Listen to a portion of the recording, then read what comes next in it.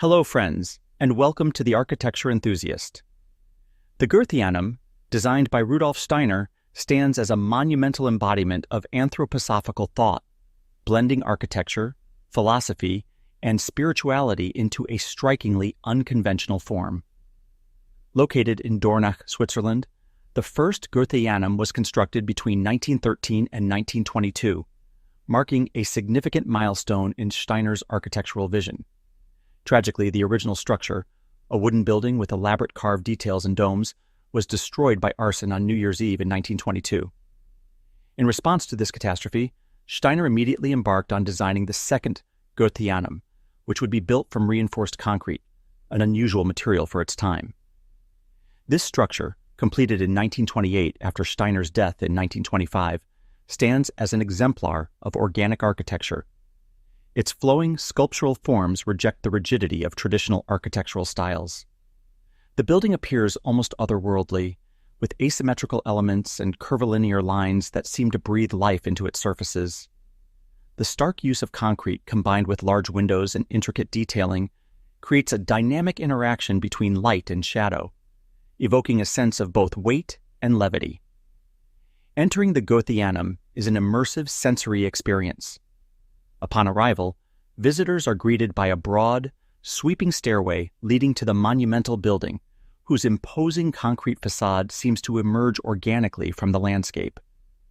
The architecture invites contemplation before even stepping inside, as if the building is offering itself as a living entity to be explored. Once inside, the vast central auditorium reveals itself, flooded with natural light from the large, irregularly shaped windows. The room's undulating ceiling and absence of right angles defy conventional spatial expectations, creating an almost dreamlike atmosphere. The experience of the Goetheanum is not merely visual, but also deeply psychological and emotional. Steiner's belief in architecture as an extension of the human spirit is palpable here.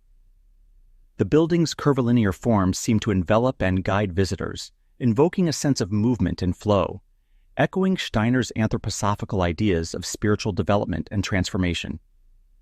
The unusual forms evoke feelings of openness, fostering a meditative experience that encourages personal reflection.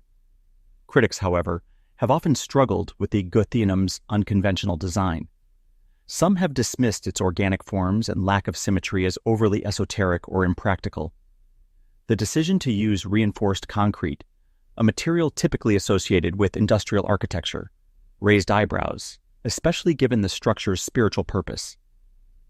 The building's aesthetic, characterized by fluid, non-geometric forms, defied the prevailing architectural trends of its time, which were dominated by modernism's emphasis on function and simplicity.